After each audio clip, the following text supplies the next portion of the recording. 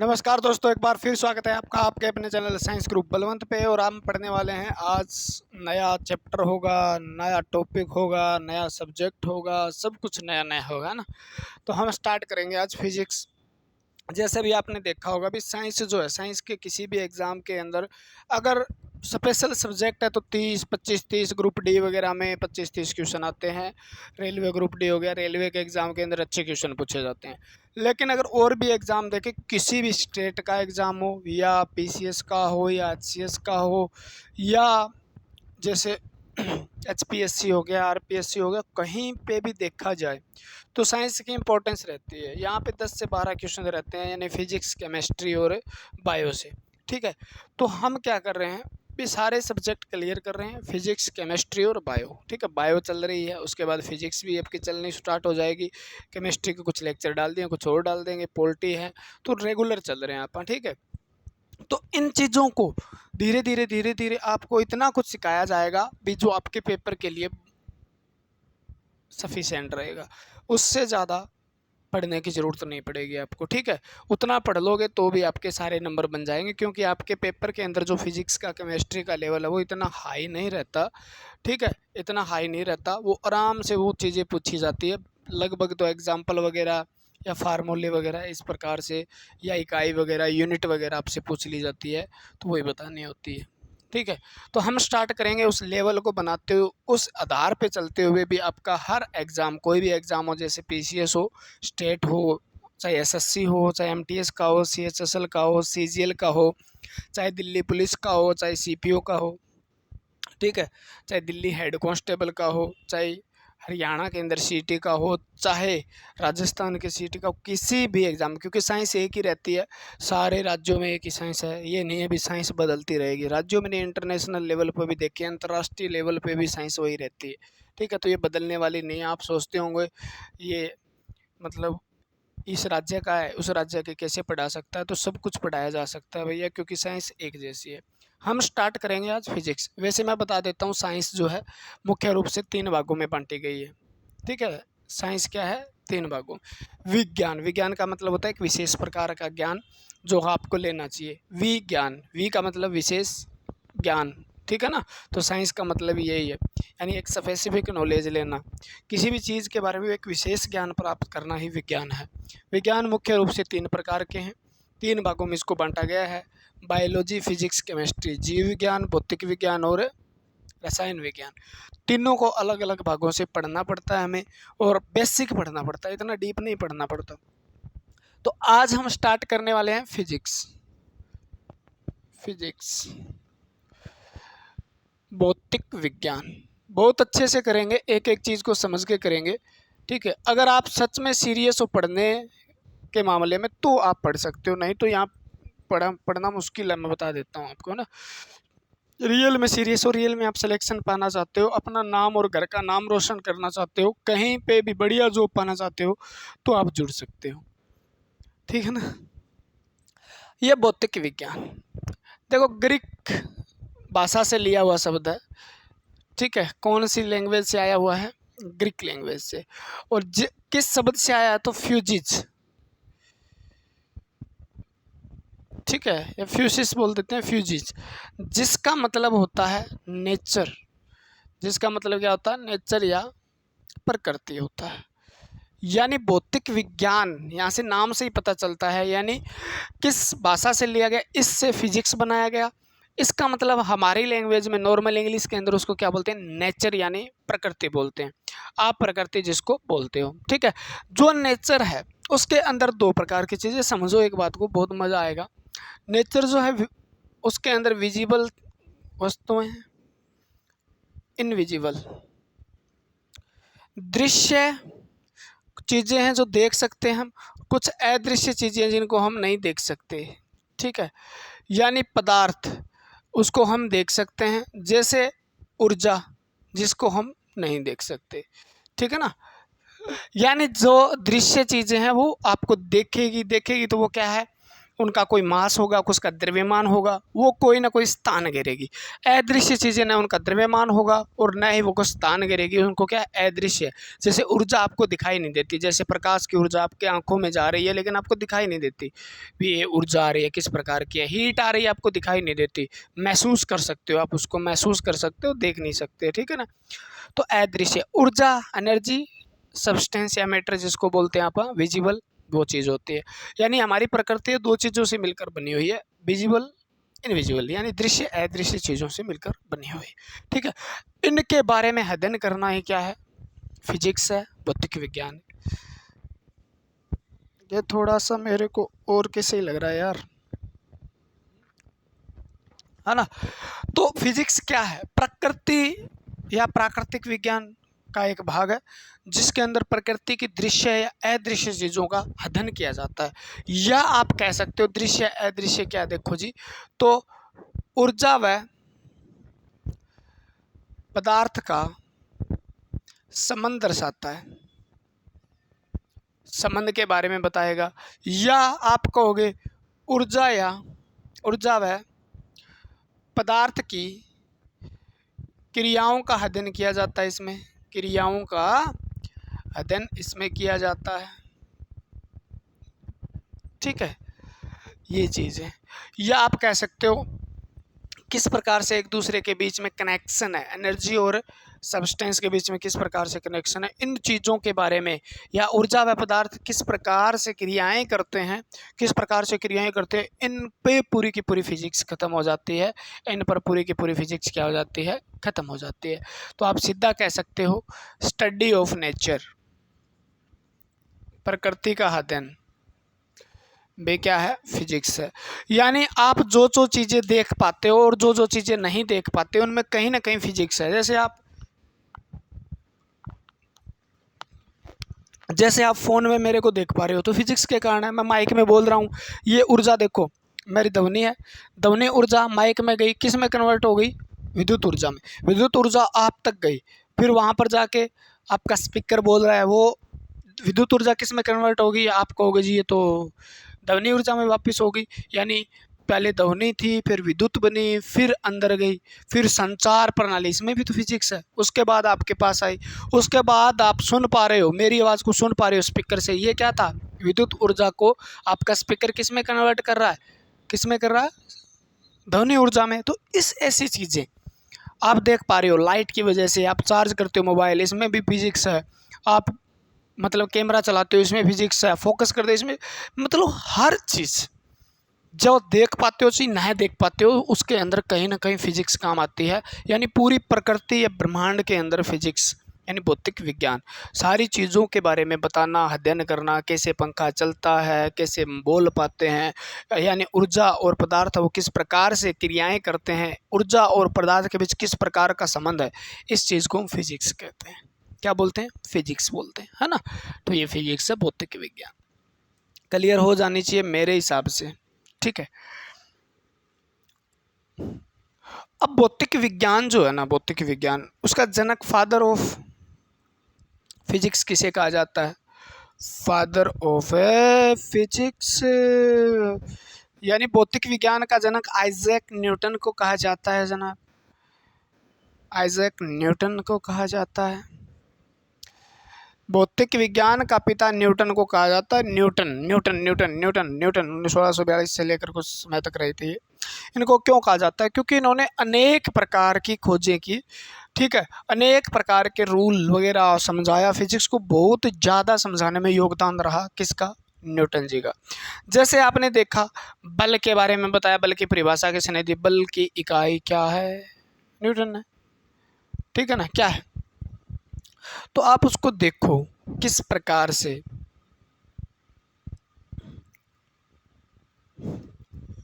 ठीक है, Newton metre क्या, कोई अलग अलग प्रकार के। अब मैं आपको समझाता हूँ, देखो ग्रेविटेशनल फोर्स के बारे में किसने बताया, यानी गुरुत्वाकर्षण बल के बारे में किसने बताया, तो आप कहोगे न्यूटन ने।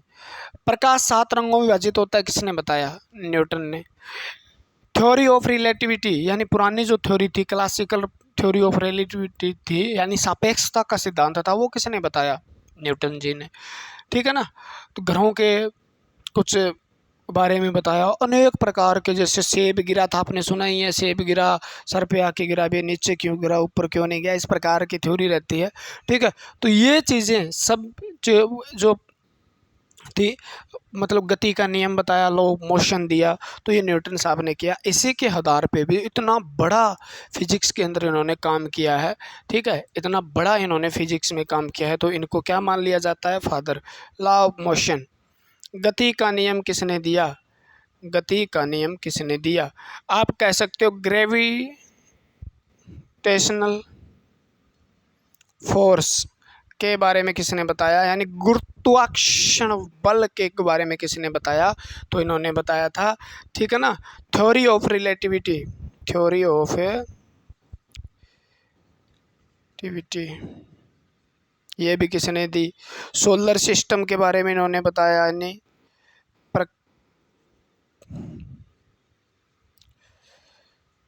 सूर्य चक्कर के बारे में। ठीक है, सापेक्षता का सिद्धांत दिया। इसके आधार पे इनको क्या माना जाता है, फिजिक्स का जनक माना जाता है, या क्लासिकल फिजिक्स जो है, यानी पुरानी जो फिजिक्स है या पुराना भौतिक विज्ञान है, उसका जनक इनको माना जाता है, न्यूटन। कई बार क्वेश्चन इस प्रकार से भी आता है, फादर ऑफ मॉडर्न फिजिक्स।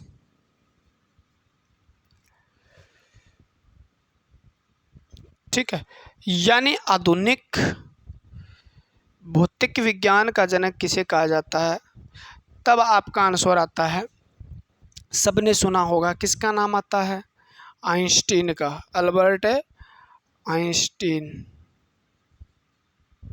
ठीक है, जो 1900 के बाद की फिजिक्स है, उसमें उसको क्या कहा जाता है, आधुनिक भौतिक विज्ञान कहा जाता है, और उसका जनक जो माना जाता है वो आइंस्टीन साहब को माना जाता है। और आपको पता भी है, इन्होंने भी तो इस थ्योरी को अच्छे से, मॉडर्न थ्योरी दी थी, अच्छे से एक्सप्लेन किया था, क्योंकि कुछ चीज़ों में ये फेल हो गए थे न्यूटन साहब, तो इसको अच्छे से एक्सप्लेन किया था, mc²। और ये फार्मूला सबको याद होगा, द्रव्यमान प्रकाश की निर्वात में चाल, एनर्जी भी ऊर्जा, थ्योरी ऑफ रिलेटिविटी, सापेक्षता का सिद्धांत भी कहा जाता है। इसके बाद इन्होंने ऊर्जा के संरक्षण का नियम, कंजर्वेशन लॉ ऑफ एनर्जी भी, ऊर्जा को ख़त्म किया नहीं जा सकता, ऊर्जा को बनाया नहीं जा सकता, ऊर्जा को क्या किया जा सकता है, ऊर्जा को एक रूप से दूसरे रूप में बदला जा सकता है। बस ऊर्जा एक ऐसी है जिसको ना तो ख़त्म किया जा सकता ना बनाया जा सकता। तो आइंस्टीन थे, इन्होंने भी क्या, आधुनिक भौतिक विज्ञान का इनको जनक माना जाता है। क्या माना जाता है, भौतिक विज्ञान का जनक। इतना पढ़ो, आगे बहुत कुछ पढ़ना है हमें भैया।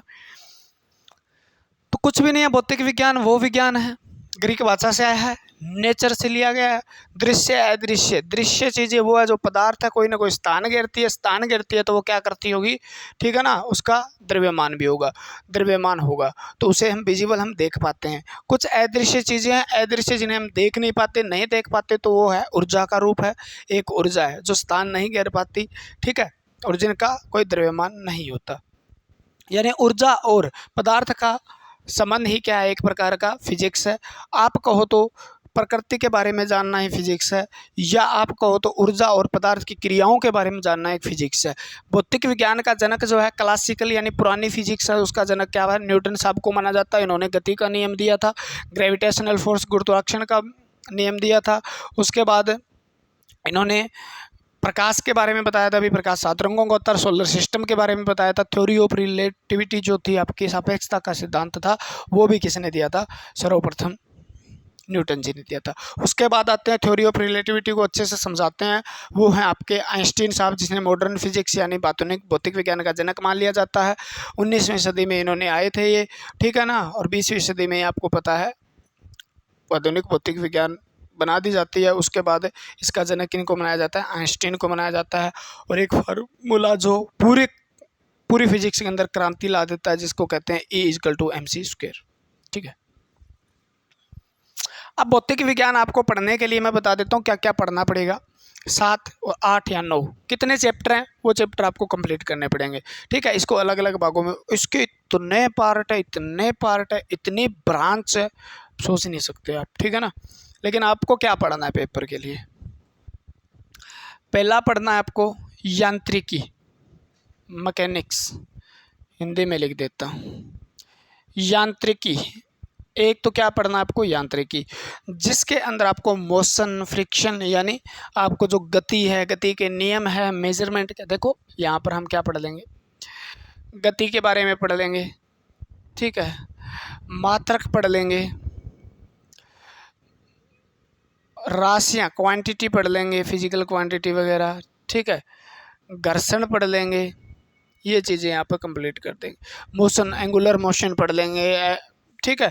गति में हम चाल, वेग क्या पढ़ सकते हैं, यहाँ पे चाल पढ़ेंगे हम, वेग पढ़ेंगे हम, त्वरण पढ़ेंगे हम, ठीक है, और संवेग पढ़ेंगे हम। ये चीज़ें यहाँ पर हम कंप्लीट करेंगे चैप्टर में, इसमें यांत्रिकी में, ठीक है।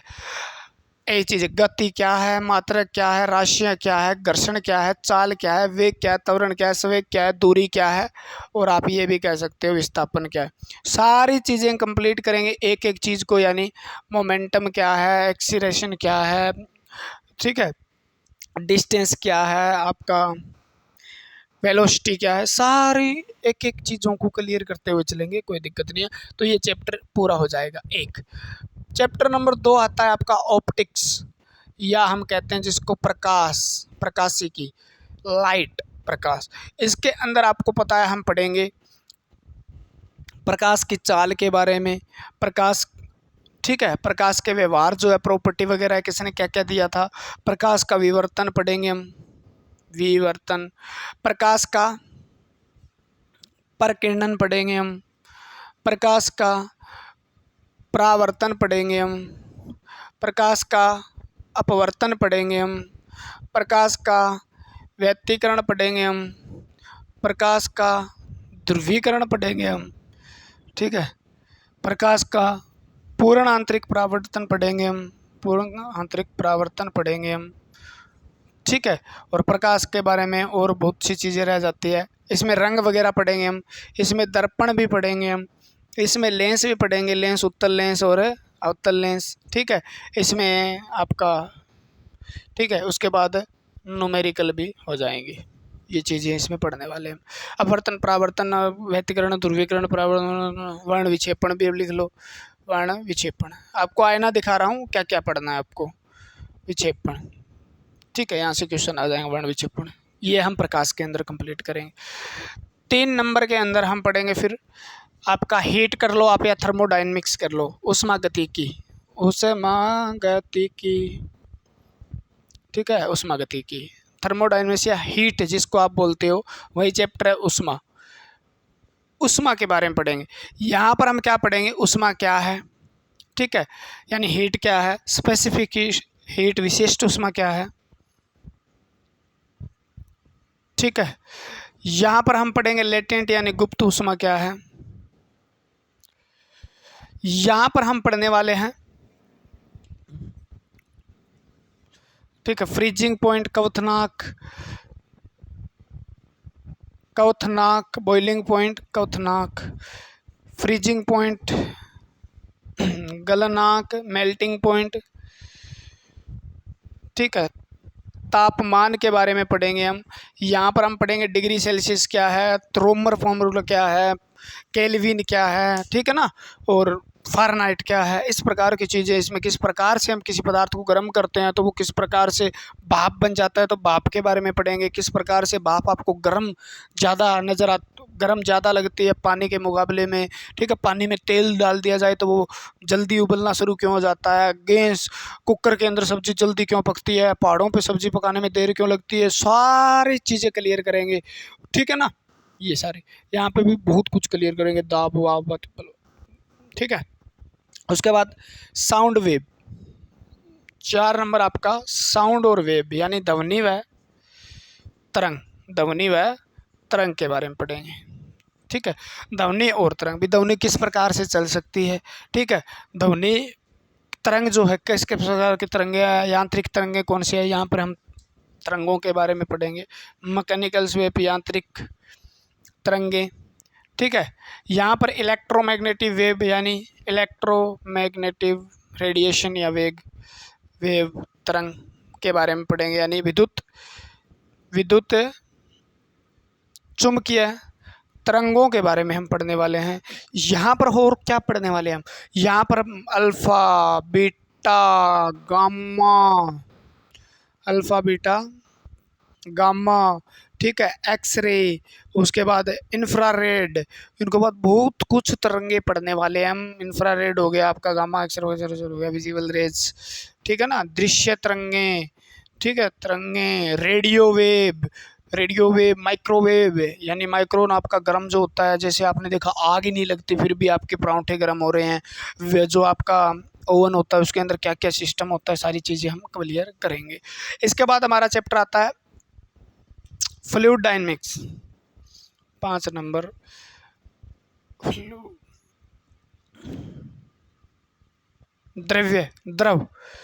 द्रव के बारे में पढ़ने वाले। फ्लूइड डायनेमिक्स, द्रव के बारे में, किस प्रकार से उसकी संरचना क्या होती है, किस किस प्रकार से वो तेज़ चलता है, किस धीरे चलता है, एक एक चीज़ क्लियर करेंगे। भी पानी का के अंदर ये चीज़ डाल दें तो चारों तरफ प्रेशर किस प्रकार से फैल जाता है, ठीक है, कोई चीज़ें तैरती कैसे हैं, कोई चीज़ें डूबती कैसे हैं, ये चीज़ें इसके अंदर हम क्लियर करने वाले हैं। 6 नंबर आपका आता है इलेक्ट्रोस्टैटिक्स यानी विद्युत, ठीक है, यानी विद्युत के बारे में पढ़ेंगे। विद्युत के अंदर हम करंट क्या होता है इस चीज़ के बारे में डिस्कस करेंगे। आवेश क्या है, ठीक है, चार्ज, आवेग, इम्पल्स क्या है, आवेग क्या है, ठीक है, वोल्ट क्या है, वाट क्या है, वोल्ट मीटर क्या है, ठीक है ना, इसमें न्यूट्रॉन, इलेक्ट्रॉन, प्रोटॉन वगैरह के भी कुछ जिक्र करेंगे। हीटर क्या है, फिटर क्या है, पंखा क्यों चलता है, इसके अंदर सेल कौन सा है, बैटरी क्या है, सारी चीज़ें हम डिस्कस करेंगे। बैटरी क्या है, सारी चीज़ें इलेक्ट्रॉनिक्स के बारे में, जो आपका स्विच वगैरह, रेगुलेटर वगैरह, स्पीड बढ़ाने वाला, ऐसी चीज़ों का जिक्र करेंगे। जो आप घर में ट्यूबलाइट वगैरह किस प्रकार की होती है, फ्लोरोसेंट ट्यूब क्या होता है, आपका जो ये नॉर्मल बल्ब है इसके अंदर गैस कौन सी भरी जाती है, तंतु टंगस्टन का किस प्रकार से है, ये हीट भी पैदा करता है, साथ में रोशनी भी देता है, किस किस तरीके से, कितने वाट का जब आपका बल्ब है तो कितने वाट आपका यूनिट है, आपके घर में कितनी बिजली खपत होगी और आपका कितना बिल आएगा, सारी चीज़ें हम डिस्कस करने वाले हैं विद्युत वाले चैप्टर में। चैप्टर नंबर 7 आपका रहता है अब गुरुत्वाकर्षण बल, गुरुत्वाकर्षण, ग्रेविटेशनल फोर्स, कर्षण बल, ये क्या है, ठीक है, गुरुत्वाकर्षण, इसके अंदर हम बल का भार का जिक्र करेंगे, द्रव्यमान का जिक्र करेंगे, किस प्रकार से हम ऊपर जाते हैं तो हल्के हो जाएंगे, किस प्रकार से रॉकेट को अगर ग्रेविटी क्या है, ठीक है, या जो आपकी गुरुत्व क्या है, धरती में नीचे जाने पे क्या होगा, कहाँ पर धरती का मान शून्य होगा, चुंबक क्या होती है, वो अपनी तरफ दूसरों को खींचती किस प्रकार से, एक जैसे ध्रुव दूर कैसे जाते हैं, इस प्रकार की चीज़ें आपने देखा भी होगा, ठीक है। और हम धरती के ऊपर ही क्यों रहते हैं, उड़ के बाहर क्यों नहीं जाती, धरती गोल घूम रही है, हमें बाहर क्यों नहीं फेंक देती, क्लियर है ना। तो ऐसी चीज़ें हम पढ़ेंगे। भी सूर्य, हमारे जो चंद्रमा है मान लो, ठीक है, या सूर्य के चारों ओर ग्रह चक्कर क्यों लगाते हैं, इस प्रकार से कितनी तारामंडल जो है उसके अंदर किस किस प्रकार का सिस्टम हो रहा है, तो ये ग्रेविटेशनल फोर्स है, उसके कारण ही हमारा वजन है, वो वजन किस प्रकार से हम चिपके क्यों रहते हैं, ठीक है। तो ये हो गया जब मतलब ओ क्या है आपकी, यार क्या बोलते हैं उसको, लिफ्ट है, लिफ्ट में ऊपर जाते हैं नीचे आते हैं तो किस प्रकार से वजन कम घट होएगा। 8 नंबर, 7 तो ये मेन है, प्राणी फिजिक्स के ही है। 8 नंबर नया जोड़ा गया इसमें इलेक्ट्रॉनिक्स, इलेक्ट्रॉनिक्स के अंदर थोड़ा सा बढ़िया है। इसके अंदर इलेक्ट्रॉनिक्स के अंदर हम कुछ पढ़ लेते हैं, जैसे आपने देखा भी होगा, इसके अंदर डायोड वगैरह हम पढ़ते हैं, ठीक है, ट्रांजिस्टर क्या है पढ़ते हैं, रेगुलेटर क्या है, इस प्रकार से, यानी जो पार्ट आप नहीं देखते हो, छोटे छोटे पार्ट मोबाइल में लगे होते हैं, छोटे छोटे पार्ट आपके पंखे के अंदर लगे होते हैं, छोटे छोटे पार्ट आपके जो क्या बोलते हैं, हर जो रेडिया हो गया या कोई भी चीज़ के अंदर जो छोटे छोटे पार्ट लगे होते हैं वो इलेक्ट्रॉनिक्स के अंदर आते हैं। उससे जहाँ तक सप्लाई पहुँचाने तक की बात आती है वो क्या है, इलेक्ट्रिसिटी आती है। जैसे आपने देखा होगा वायरमैन क्या करता है, वायरमैन आपके जो उपकरण है वहाँ तक लाइट पहुँचाने का काम करता है। उससे आगे का काम होता है इलेक्ट्रॉनिक्स वालों का, जो छोटी छोटी दुकानों पे ठीक करते हैं, ठीक है ना, अपना काबिया वाबिया लेके, तो वो इलेक्ट्रॉनिक्स की चीज़ें सारी की सारी भी, डायोड क्या है, ट्रांजिस्टर क्या है, किस प्रकार से AC DC है, इन्वर्टर के अंदर किस प्रकार की चीज़ें प्रयोग हो रही है, उससे AC DC DC AC बदल रही है, ठीक है। ये चीज़ें हम इलेक्ट्रॉनिक्स के अंदर पढ़ेंगे। बाइनरी नंबर वगैरह भी यहाँ पे हमें पढ़ना पड़ेगा, ठीक है। रेजिस्टेंस क्या है, सारी चीज़ें हम क्लियर कर लेंगे। और 8 नंबर आपका चैप्टर रहता है, हाँ 9 नंबर ये रहता है आपका न्यूक्लियर फिजिक्स। न्यूक्लियर फिजिक्स यानी नाभिकीय भौतिक विज्ञान। इसके अंदर हम पढ़ेंगे इलेक्ट्रॉन क्या है, प्रोटॉन क्या है, न्यूट्रॉन क्या है, एटम क्या है, एटम फ्यूज़न क्या है, एटम फिजन क्या है, ठीक है। नाभिकीय संलयन, नाभिकीय हो हाइड्रोजन बम क्या है, परमाणु बम क्या है, सारी चीज़ें हम डिस्कस करेंगे। इलेक्ट्रॉन की खोज किसने की, प्रोटॉन की किसने की, न्यूट्रॉन की किसने की, प्रोटॉन किस प्रकार से पाया जाता है, न्यूट्रॉन किस प्रकार से पाया जाता है, इलेक्ट्रॉन न्यूट्रॉन प्रोटॉन किस प्रकार से अपने अंदर रहते हैं, प्रोटॉन और न्यूट्रॉन नाभिक के अंदर किस प्रकार से रहते हैं, इलेक्ट्रॉन के बाहर चक्कर कैसे लगाते हैं, कितने हैं, संयोजी इलेक्ट्रॉन कितने हैं, वैलेंसी क्या है, वैलेंस इलेक्ट्रॉन क्या है, सारा डिस्कस करेंगे हम इसमें। और ये आपकी फिजिक्स हो जाएगी कंप्लीट, इससे ज़्यादा आपको पढ़ने की ज़रूरत है नहीं है। ये आपका सिलेबस है, ठीक है ना। यानी 1 2 3 9 चैप्टर हैं आपके। कितने चैप्टर हैं, 9 चैप्टर हैं। और ज़्यादा डीप में नहीं पढ़ना है। जैसे ये चैप्टर है बहुत आसान चैप्टर है, ये चैप्टर है आसान है, आपके लिए आसान है, ठीक है ना। मैं कहता हूँ आपके लिए फिजिक्स आसान, फिजिक्स वैसे आसान नहीं है, मैं बता देता हूँ आपको, लेकिन आप जितना पढ़ना चाहते हो आपके पेपर में जो आएगी वो आपके लिए आसान है, उससे ज़्यादा नहीं पढ़ना आपको। जो चीज़ें पढ़ाएंगे ना उससे ज़्यादा पढ़ने की ज़रूरत नहीं है, क्योंकि फिजिक्स फिर एक फार्मूले को सोल्व करने के लिए सारी उम्र तक लगा दी थी साइंटिस्ट जो थे ना उन्होंने। तो इसका मतलब ये नहीं है कि फिजिक्स आसान है, फिजिक्स बहुत मुश्किल है, लेकिन आपके लिए आसान है, क्योंकि एक एक चीज़ को क्लियर करने के लिए भी कुछ किताबों की ज़रूरत पड़ती है, ठीक है ना। अब इकोनॉमिक्स पढ़ रहे हो मान लो, तो इकोनॉमिक्स आसान है क्या, अरे उस पर तो सारी दुनिया चल रही है, ठीक है। लेकिन आपके लिए आसान, आपके लिए आसान क्योंकि आपको बेसिक चीज़ें जाननी होती है यार। आप डीप में घुसे जा रहे हो, ठीक है। मैं ऑफलाइन क्लास लेता हूँ, उसमें कोई कोई बच्चे ऐसे क्वेश्चन पूछते हैं, मैं फिर बता भी देता हूँ। तो वो क्वेश्चन का मतलब नहीं रहता, वो उसका मतलब क्या रहता है भी, वो आपका नॉलेज चेक करना चाहता है। ऑफलाइन में तो हमें बताना पड़ता है, हो सकता है हमारा नॉलेज चेक करना चाहता हो स्टूडेंट, ठीक है ना, क्या पता हमारी वाट लगाना चाहता हूँ, तो वहाँ पर क्या होता है तो हमें बताने पड़ते हैं। लेकिन आपको ध्यान रखना है कि आप एज स्टूडेंट, मतलब अगर आप विद्यार्थी हो ना, तो आपको ये चीज़ ध्यान रखनी पड़ेगी। क्या रखनी पड़ेगी भी, आपको एक स्मार्ट स्टडी करनी है, क्योंकि वन डे कम्पिटिटिव एग्जाम के अंदर स्मार्ट स्टडी काम आती है। उसके अंदर आपने कितना किस प्रकार से पढ़ा, कितना प्यार से पढ़ा और कितनी चीज़ें क्लियर की, वो काम आएगी। ये नहीं आप पढ़ते जा रहे हो, इतनी इतनी बड़ी किताबें खरीद रहे हो, पढ़ रहे हो, सिलेक्शन नहीं हो रहा, 4 साल 5 साल आप गलत डायरेक्शन में जा रहे हो, ठीक है ना। उस डायरेक्शन को आपको सही करना पड़ेगा। और जो चीज़ें आपको बताई जाती है, ये चैप्टर आप कहीं से सर्च करके भी पढ़ सकते हो। मेरे से नहीं पढ़ना चाहते हो तो एक एक चैप्टर को सर्च कर दिए, क्या पता पहले पढ़ाई हो किसी के और आपको बढ़िया समझ में आ जाए, मेरे से भी बढ़िया समझ में आ जाए, आपको मैं समझाऊंगा उससे बढ़िया आपको समझ में आ जाए, तो इससे बढ़िया कोई बात नहीं हो सकती। क्योंकि मेन मुद्दा क्या है, मुद्दा कुछ भी नहीं है, मुद्दा ये है कि आपको पढ़ना है और आपको जॉब लगना है, ठीक है। मेरी वीडियो देखने से जॉब लगोगे या किसी और की देखने लगोगे, मुझे भी फ़र्क नहीं पड़ने वाला, आपको भी फ़र्क नहीं पड़ने वाला। क्यों फ़र्क नहीं पड़ने वाला, क्योंकि आपको जॉब लगना है बस, ठीक है। आप ये सर्च करके कहीं से पढ़ भी सकते हो, क्योंकि मेरा हमेशा ये टारगेट रहता है भी आप पढ़ो, कैसे भी पढ़ो, कहीं से पढ़ो, कोई दिक्कत नहीं, ये मैटर नहीं करता, कहीं से पढ़ो, कैसे भी पढ़ो, पढ़ो, ठीक है। लेकिन ये चीज़ें पढ़ लेना, फिजिक्स में इससे बाहर कुछ नहीं आने वाला है। और ये बहुत लंबी चौड़ी भी है, लेकिन इसका लेवल भी रहता है, ठीक है ना, एक लेवल रहता है, उस लेवल से आपको डीप नहीं जाना है, ज़्यादा न्यूमेरिकल के अंदर नहीं घुसना है, क्योंकि न्यूमेरिकल के अंदर आप ज़्यादा घुसोगे तो फिर सिस्टम गड़बड़ा जाएगा। क्योंकि मैथ के न्यूमेरिकल तो होते नहीं हैं आपसे, अगर होते हैं तो आप एडवांस मैथ के नहीं होते, फार्मूला बेस है, सारे के सारे फार्मूला बेस है, हर चीज़ के न्यूमेरिकल है, हर चीज़ के न्यूमेरिकल है, लेंस का न्यूमेरिकल है, दर्पण का न्यूमेरिकल है, परावर्तन का न्यूमेरिकल है, अपवर्तन का न्यूमेरिकल है, प्रकीर्णन का न्यूमेरिकल है, इसका भी है। ये तो सब चीज़ें फार्मूले से ही तो बनी है यार, ठीक है। फिजिक्स मैथ के बिना असंभव है, ठीक है ना, फिजिक्स मैथ के बिना, क्योंकि मैथ के आधार पे जितने भी मैथमेटिशियन थे, जिन्हों गणित सोल्व करना जिनको आता था, उन्होंने भी बहुत ज़्यादा फिजिक्स के अंदर योगदान दिया, उन्होंने खोज कर करके, ठीक है। न्यूटन कौन थे? मैथमेटिशियन थे इंग्लैंड के, ठीक है। थे कौन से? मैथ के विशेषज्ञ थे ना, तो उन्होंने क्या क्या लो दिए। तो है मैथ है, हर जगह मैथ है।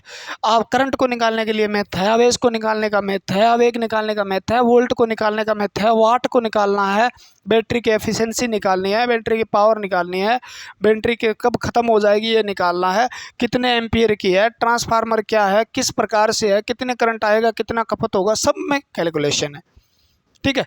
यांत्रिक तरंगे हैं, किस प्रकार की तरंगे हैं, आवेग कितना, इसका क्या है, वेवलेंथ कितनी है, इसकी जो फ्रीक्वेंसी कितनी है, इसकी चाल कितनी होगी, कहाँ कितनी होगी, हर जगह कैलकुलेशन है, ठीक है ना। उष्मा क्या है, विशिष्ट उष्मा कितनी होनी चाहिए, कितनी खपत होगी, कब, ठीक है ना। स्पेसिफिक हीट होता क्या है, गुप्त उष्मा क्या होती है, लेटेंट हीट किस किस प्रकार से फार्मूले से निकाली जा सकती है, कितनी गुप्त उष्मा होती है, क्या होता है, कवतना कितना है, हर का फार्मूला है, गलनांक का फार्मूला है, तापमान का फार्मूला है, सब जगह फार्मूला है, घनत्व का फार्मूला है, दाब का फार्मूला है, ठीक है। डेंसिटी जो है किस प्रकार से होगा, चाल का फार्मूला है, त्वरण का, हर जगह न्यूमेरिकल है।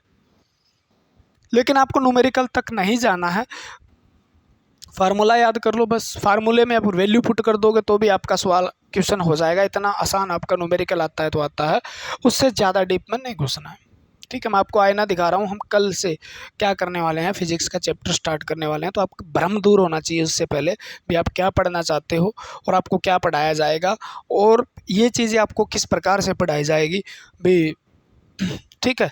एक बात याद रख लो, जो चीज़ ट्रेंड में चल रही होती है ना, उसका मतलब ज़रूरी नहीं है वही आएगी, ठीक है। कई बार हवैया बना देता है, न्यूमेरिकल आते हैं फिजिक्स से, न्यूमेरिकल आते हैं फिजिक्स से, न्यूमेरिकल आते हैं। अरे कहाँ न्यूमेरिकल आते हैं यार, 10 क्वेश्चन में से कोई एक न्यूमेरिकल रह गया तो आप पूरा का पूरा न्यूमेरिकल पढ़ लोगे क्या, ठीक है। आपको बताया जा रहा है वो भी न्यूमेरिकल, 3rd क्लास का न्यूमेरिकल आता है, भी इतना आसान है। आपको अगर बल का फार्मूला याद है, आपको परावर्तन अपवर्तन के बारे में पता है, थोड़ा सा पता है, तो आप आराम से वैल्यू पुट कर सकते हो। लेंस का दर्पण का फार्मूला है, मान लो 1 + F = 1/V, लेंस का ये हो जाता है और उसमें दर्पण में प्लस हो जाता है। इससे सारे के सारे न्यूमेरिकल हल हो जाते हैं आपके, लेंस के अगर पूछे जाते हैं तो सारे के सारे न्यूमेरिकल हल हो जाते हैं, ठीक है। तो ये छोटी छोटी चीज़ें हैं, वैल्यू तो पुट करनी है। चित्र कितनी दूर बन रहा है ये बताएगा आपको, चित्र कहाँ बन रहा है, वस्तु कहाँ रखी गई ये भी आपको बताएगा, ठीक है। दोनों चीज़ बताएगा, तीसरी चीज़ अपने आप निकाल लोगे ना। या कोई और चीज़ बताएगा, वो आवर्धन बता देगा, मैग्नीफिकेशन बता देगा, तो ये चीज़ें आप आराम से निकाल सकते हो, आपको कोई टेंशन नहीं है, ठीक है। तो ये था आपका एक आईना, और ये सिलेबस था या बेसिक था, इंट्रोडक्शन था। पहले पेज पे लिख लेना, याद रहना, हमेशा याद रखना इस चीज़ को कि पहला पेज आपका ये होना चाहिए, हम क्या क्या पढ़ रहे हैं, क्या क्या पढ़ने वाले हैं और क्या क्या सिलेबस होता है। अगर मैं नया भी पढ़ाऊँ, मान लो कोई सब्जेक्ट चैप्टर, और आप मेरे से रेगुलर पढ़ते हो और मैं कोई नया पढ़ा पाऊँ, तो भी आप कहीं ना कहीं से पढ़ लो, बस इतना मेरा बनता है, ठीक है। क्योंकि हो सकता है, क्या हो सकता है पता नहीं। तो आज के लिए इतना ही। जय हिंद, जय भारत, भगवान आपका भला करे। अगर वीडियो पसंद आई है तो लाइक कर दीजिएगा, कमेंट करके बता दीजिएगा। शेयर करने का नाम तो आप लेते नहीं हो, मुझे पता है, क्योंकि आप बहुत समझदार और शानदार स्टूडेंट हो, ठीक है। भगवान आपका फिर भी भला करे, है ना।